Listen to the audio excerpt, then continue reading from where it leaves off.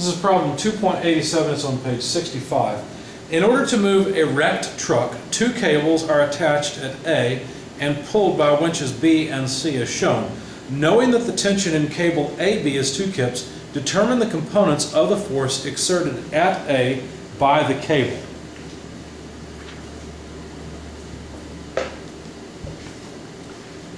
So we're given a figure, and I'm not going to repeat the figure here, but essentially the coordinate system is set up as follows. X, Y, and Z is as follows. So X into Y is Z, so that's a positive coordinate system. And you'll have to look at the figure, but basically there are 2 points along a roadway or an edge or something, and the truck is over and down from it. So if you look at the figure in the book, this will make more sense. We know that there's a cable between, here, let's put that in a different color. There's a cable between A and B, and there's also a cable between C and A, but they're not really interested in C to A. Now to get from B to A, you have to move, let's see, you have to move in the positive, let's see if I can draw this, how would that be?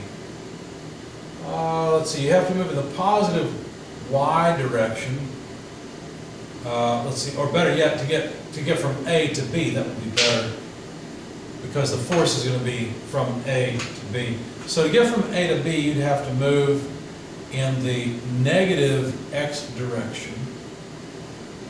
Then you'd have to move, let's see, this is right below the line BC. Then you'd have to move up in the Z direction. Let's do it this way. This is the displacement in the Z direction. This is the displacement in the X direction. And then you'd have to move displacement in the negative Y direction. So if you look at the figure again, that will make more sense. So the line from A to B, or the force from A to B, will be 2 kips worth, multiplied by a vector from A to B. Well, how do we do that? Well, we have to look at the figure and see how far these distances are. So if we look at the figure, you'll notice that the distance in the X direction is negative 54 feet. So negative 54, let's try 54, not 45. 54 in the X direction, so I. That's dx.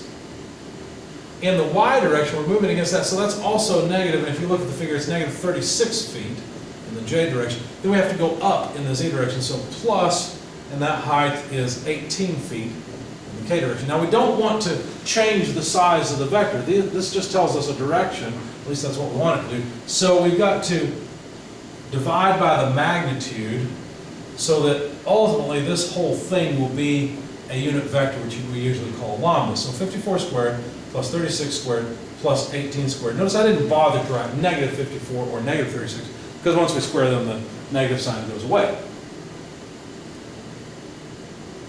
So this square root is simply square root of 4,536. So basically it divides each term. So we've got 2 kips, which by the way is 2,000 pounds, multiplied by negative 54 over root 4536I minus 36 over root 4536J plus 18 over root 4536K. Parenthesis and a square bracket merged together. If you calculate the magnitude of this vector, you'll find that it has unit length. It has length of 1.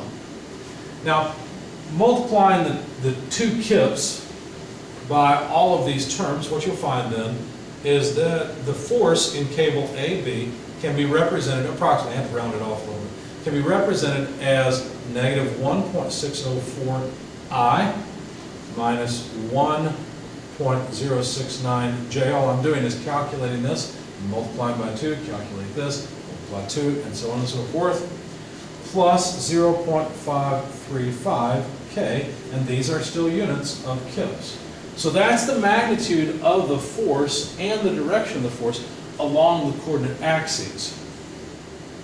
Now, if you calculate the magnitude of this vector, what should you get? Well, 2 kips, of course, because that's the total force in that cable.